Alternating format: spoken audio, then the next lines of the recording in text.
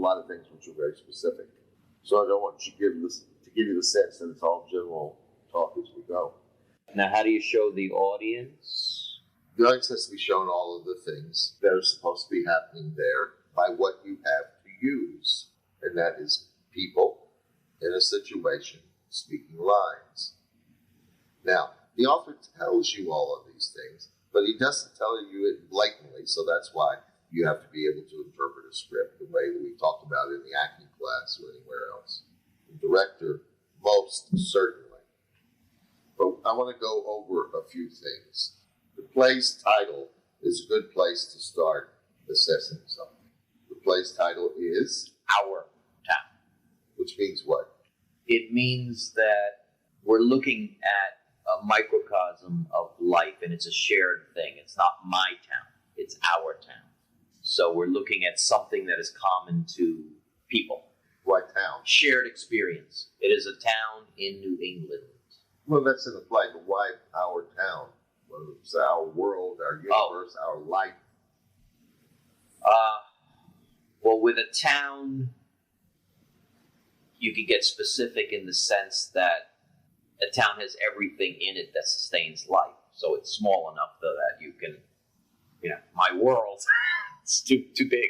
Exactly. Yeah. Now, one thing that you should realize about symbols, the symbol itself is specific. What it symbolizes is the generality. So if somebody says our town, the word town is equally valuable to our. And as you just suggested, it's chosen for that reason. It's small, and yet it is a symbolic representation, whether your town is New York City or Shanghai or Hyattsville, Indiana, population 16. It represents a group of humans living together It's your community. throughout Yeah. their life. Yeah, it's your community. But the symbol itself, in any symbol, is always very specific. What's the main symbol of the Catholic Church? The cross. No. What's the main symbol of the Protestant Church? The cross. What's the main symbol of the Catholic Church? Mother Mary. No. The crucifix. Now, what's the difference? The cross of the Protestant Church Has no figure has on no Jesus on it. Has it. no figure on it. He is risen, is the symbolic representation of that Protestant ethic. He is risen. And the Catholic Church is, He has died for our sin. Yes. It's a different representation. Mm-hmm. It's a different emphasis. Catholicism is a different way of dealing with people. It is much more fascist. You know what I mean by that? Dogmatic and demanding, and even it goes to fascism in relation to it's all costumed, and the costumes are cardinals wear certain color, bishops wear something else, the Pope wears the big pointy hat, all of that kind of business. Mm-hmm. And by fascist, it only means authoritarian, you don't get to choose. So those are two very different symbols. No, the emphasis of what the people are interested in doing, by the people I mean the hierarchy of the church, is a different interest. And so those symbols are different. Now, just the way we analyze those two symbols is what you have to do with the play, obviously. But I wanted to bring your attention to the fact all symbols are very specific. The symbol itself is. Resonance is the generality, is trying to resonate. Right. It's important because people deal with the symbol as if it's a generality. And when you do, you don't get the resonance. The generality of our town, nice people saying nice things to each other, is a genial atmosphere, our town. Small town. Small town people like each other and they're all genial and nobody's robbing anybody else. That's all a misrepresentation.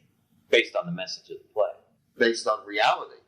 Small towns aren't any nicer than big towns. Quite often they're worse because everybody is into everybody else's business. They know everybody, and a lot of those people don't want them behaving that way unless it's the way that everybody says should be behaved. Different kind of people are not readily accepted in a small town, and they are in the city. Right. So all of this geniality we had in the first two acts comes from a misrepresentation of that symbol. Everybody in our town, nice little town, small town people. Everybody, the words themselves seem to say, "Oh, how you doing, Professor so-and-so? Oh, I'm doing fine. How are you, so-and-so?" That's not what any of those lines mean. That's not how any of those lines should be said. And when they are misrepresented by being said genially, the audience says, "Yeah, well, the first act was kind of boring. It was sad when the girl died. I didn't want her to die." I guess, they say we should all experience life and really live it to the fullest. So I guess that's what it's about. And I guess that's a good message. It's the best you can hope for.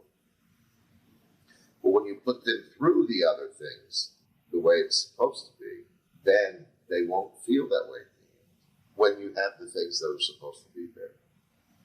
Now, where is the town? What's the name of it? Grover's Corners, and it is in New Hampshire. Yeah. This is a real town? No, fiction. Are you sure? Probably based on there was a part of Thornton Wilder's life where he spent quite some time in New England. And I think it's thought that he largely based Grover's Corners on that town. But it does not exist. It's fiction. Okay, well then why would he pick that name? What does that mean? What's a Grover? I'm not sure. It's not an animal of some sort. I don't know. Yeah, I don't Need to find out. But he could have called it Smallville. Right. Which is what they called the thing when Superman was a little boy on the television. Yeah. He could have called it New Hyde Park. A real place. He could have called it any of a number of things. You know anything about Long Island? Not a lot. You know, I have relatives from there. Yeah, you know that there's a community called Lynbrook? Have you ever heard of it? Lynbrook, I've heard of. Yeah, not familiar with it. You know where the name comes from? No. The people who made that community came from Brooklyn. What is the Lynn? Brooklyn. Oh. Brooklyn. They just took the Lynn And put it in the front. onion. Yeah. So it's now Lynn, Lyn, Brooklyn. So they made a new community from an old one. There's a message in that. So Grover's Corners, one of the things is that such and such corner was usually a place. Corners. Right. It was usually were two major paths or thoroughfares. Now 4 corners in which little buildings and so forth. Crossing of roads was Yeah. an important place. So, Mm-hmm. So in other words, little towns grew up around Around those like things, that. sure. But they're always small. So that tells you the scope of the place. Grover's Corners, small. Corners. Yeah. It tells you the scope. Make sure that your actors behave like small town people behave.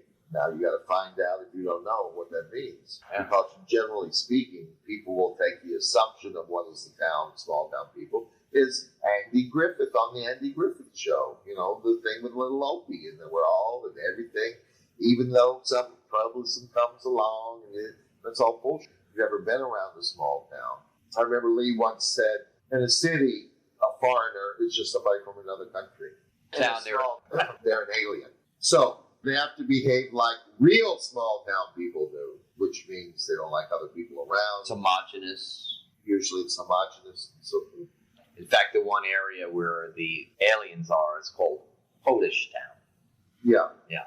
Now, you know that value wasn't in it. Oh, the fact that they're not really accepting of Yeah, there was different types of people. Nobody spoke about Polish Town the way people in a small town would talk about Polish Town. Right. They just said, well, Polish Town.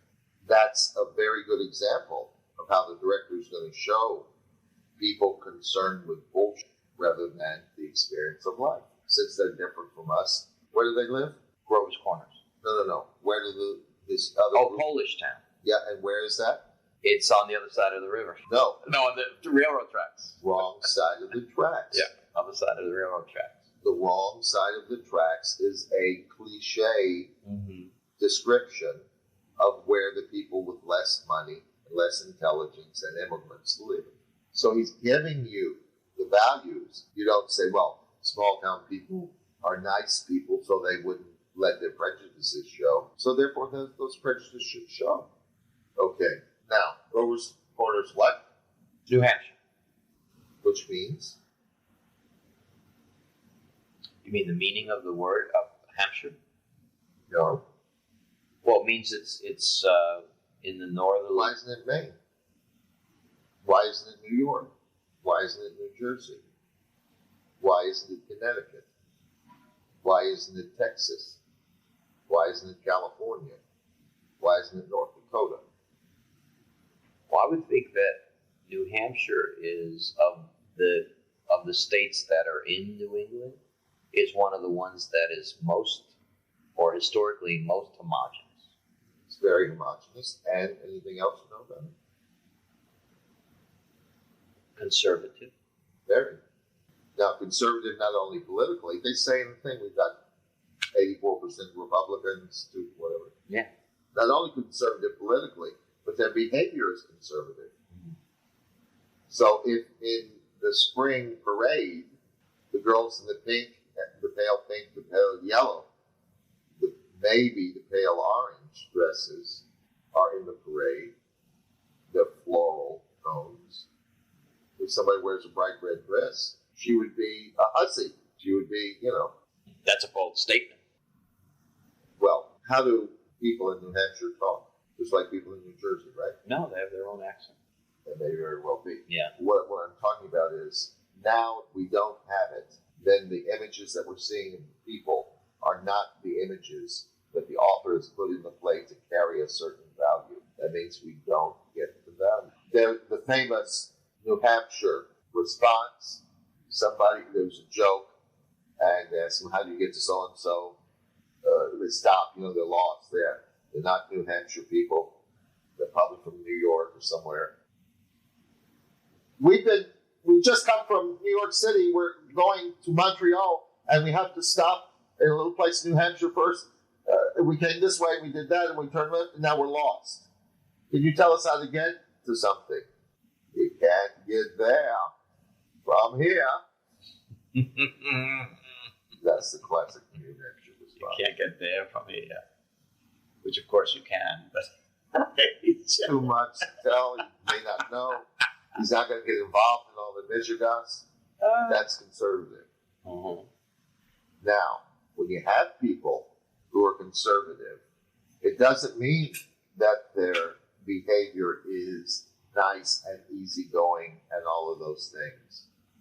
It means that there is a small behavioral realm of possibility which is acceptable. And anything outside of that is not acceptable. These are not genial people. If they behave genially, it's manner. It's not reality. Manner and cover. Yes. The guy doesn't say in his accent, which I can't do, right? Yeah. He can't say, look, I don't like you New Yorkers anyway. You're always running around in circles like imbeciles. You're always trying to get involved in everything. You're always trying to own everything. You're always trying to get every damn buck you can. So when you stop here in the middle of New Hampshire, where nobody asked you to come in the first place, I'm not going to take time to show you know-it-alls what already you should know, or you shouldn't have come through here. So instead he says, well, can't get there from here. So now we don't have any of that. So already part of the value of the people goes away. And already, since the lines are genial, that leads everybody to play genially. So then you have an audience sitting there, in a sense, saying, well, it's a nice little town, everybody's nice, okay, so what? Which And is then- not already creating the There's no- setup for the juxtaposition of the There's message. no of the play. dramatic quality whatsoever. So just like a small thing that's not taken to, people think a small thing, that's not taken into account, is a major thing. Well, it's lights on or lights off.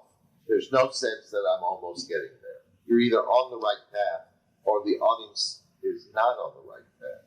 And when they're not on the right path, anything they get is not our town. Which is why I was angry when I read it. Because reading it over made me see all of the things that were supposed to be there and weren't. And the anger is not personal anger. The anger is an artistic anger, if you Yeah. know, because I want that play to be presented before an audience, if it's going to be presented, to say what it's supposed to say. Right. Otherwise, we're fucking Thornton Wilder's ghosts over. We have failed in our responsibilities if we do it and it doesn't show them what it's about. Even if they have a little sad moment where somebody died they didn't want to. It's not about that play. It's not good if somebody you like dies. That's not what the play's about. Her death is only a small thing that shows you she can never have what she didn't have a chance to have and that nobody else did. And doesn't feel good. So already we've only dealt with our town, blah, blah, blah. Its ramifications have to do with how these people behave, how these words are said. Now, just starting from that, there's a central character in the play. We talk in presentational styling. Whatever anyone does who tells you the story makes him God. Not religiously, but it makes him the creator of the story. The evening that you're going through. And he will tell you what he wants to tell you, and he won't tell you other things. So he is in total power. Now, when you have a character which is in that narrative mode, who is the God who's telling us the story, he can be either of the environment or outside the environment. And if he is of the environment, that means he is sharing those things in the environment. So he himself, when he mentions Polish Town, would inadvertently show his prejudice. There's never, in presentational staging, there's never a narrator who is there for information. Never.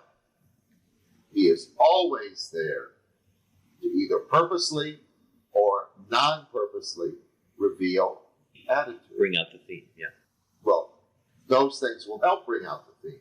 He may not be talking about the theme, but you are supposed to see what he feels about something, what he thinks at the moment about something, as if evaluating it now, or if in description, reliving it, or some other active thing. It is never, never, never, never. Well, we live here, and these people do this, and we do that. Now, since the stage manager, the godlike figure of this play, states the theme in Act 3, essentially, when she says, doesn't anyone ever appreciate their life while living? And he says, no. Saints and poets maybe do some. Is he meant to be above the prejudices? No, he's saying at that point, no, not at all. But he's saying at that point, what the one thing that he does have wisdom about, and that is the point of the play. And it wouldn't be, no, I know, but no. And since you asked me, I'll consider that. And then he will think, well, maybe saints and poets do, because they live in a higher realm.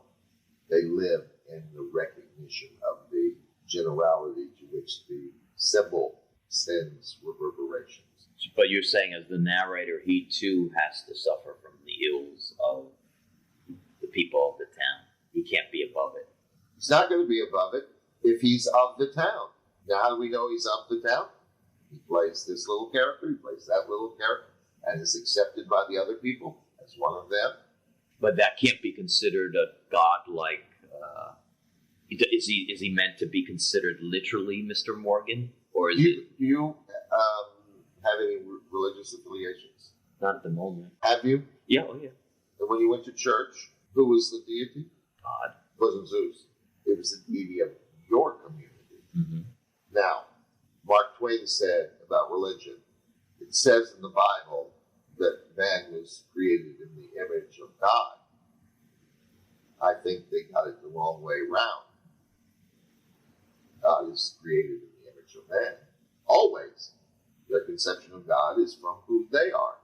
So even God is not outside the community. An outside observer in a narrative point of view, an omniscient narrator, is not part of the community, is never part of the community, or is so smallly For instance, you could have a story about a little town told by the one person who was a hermit, although they lived in the town. Nobody ever talked to them. Nobody ever saw them. But they saw everybody. They watched everybody. They were aware of everything. They performed like I am a camera. I'm only the camera in the town, so I have no connections. That person might be a better narrator than anybody else in the town if you want to know what the total values objectively are. And could that person then perhaps be above the town? Yes. But when he is of the town, then he's got to be of the town. Can you think of an example of a narrator who is not of the environment? In other words, it does happen quite often that sometimes the narrator is truly an outsider, right? Yeah, of course.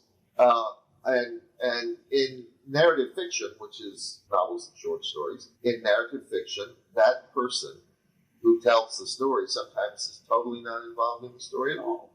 They just know that this happened, and they're telling it to you. Do you know The Man Who Would Be King by Kipling? Yes, to some degree. I saw the movie.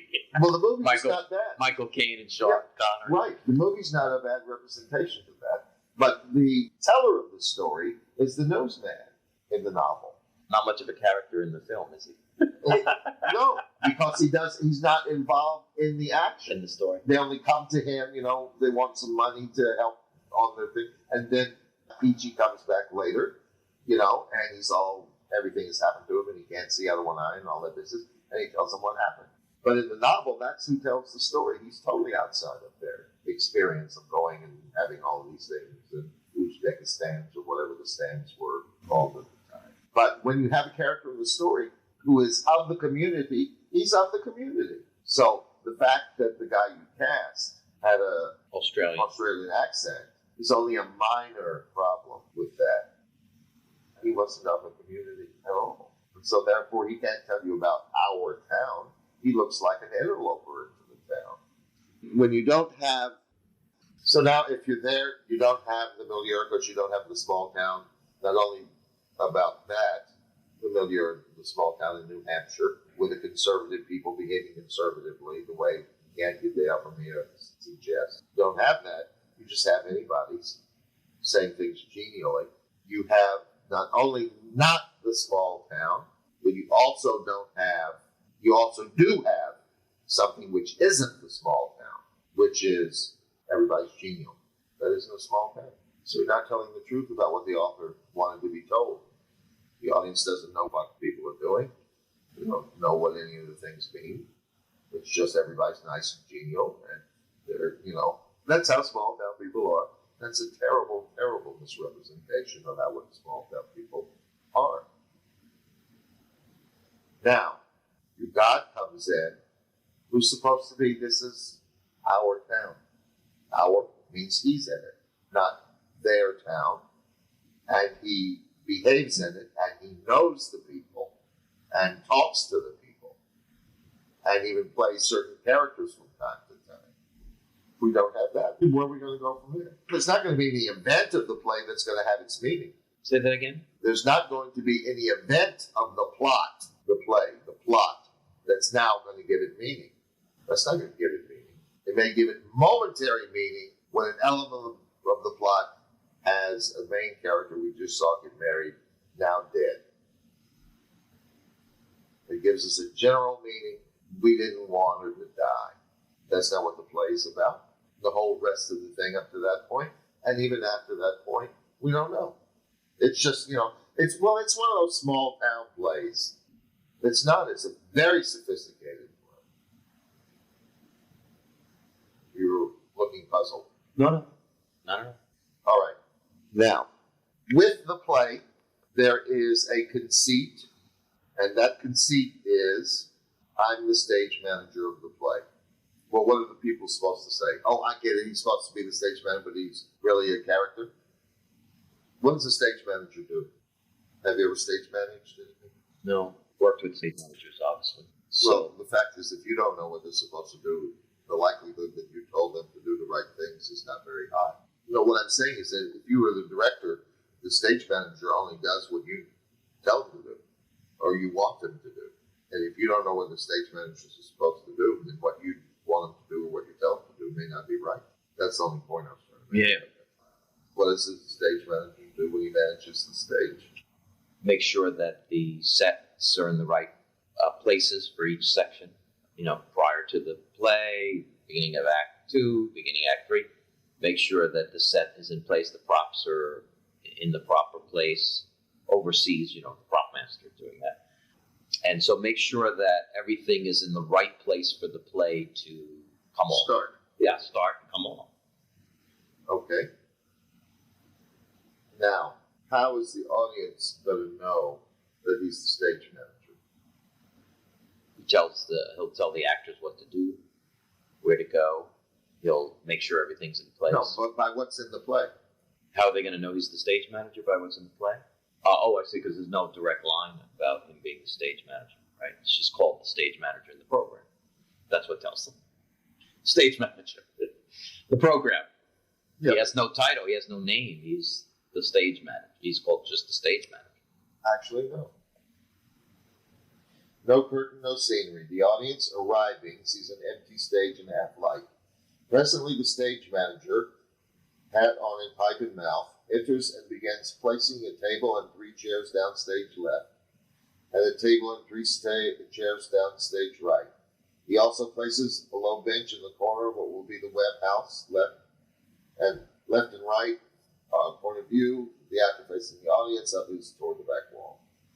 As the house lights go down, he has finished setting at the stage, and leaning against the proscenium pillar, watches the late arrivals in the audience. When the auditorium is in complete darkness, he speaks. Okay, so you're saying that the audience knows his stage manager because they see him set the set. You see him do Yeah. stage manager. Right. So where was that? I specifically cut it out. What? Well, I created an opening for the play that was a little different than every production that I had seen, in which the stage manager I'm comes going to out. make a different kind of soup. I'm going to put shoestrings in instead. I decided that I wanted the company would come on, the stage manager would walk on last to make sure everyone's in place, and start his narration. I felt that the traditional start, and as described there, of him setting the pieces and so forth, was one element of what a stage manager does, but I thought I could convey that in having it come on, make sure everyone's in place, and start talking to the audience. So I did purposely change the beginning. What Wilder was doing in the play anyway, which was constantly reminding the audience that they're seeing a play by all the devices that he has, by changing times. That's not what he's doing. Presentational staging. People who theorize both about Brecht, because they put that into Brecht's alienation. Well, I'll tell you what Lee said about it. They don't know what alienation is, and they don't know what Brecht is, and they don't know what he did. Lee said, I saw Brecht. I talked with him.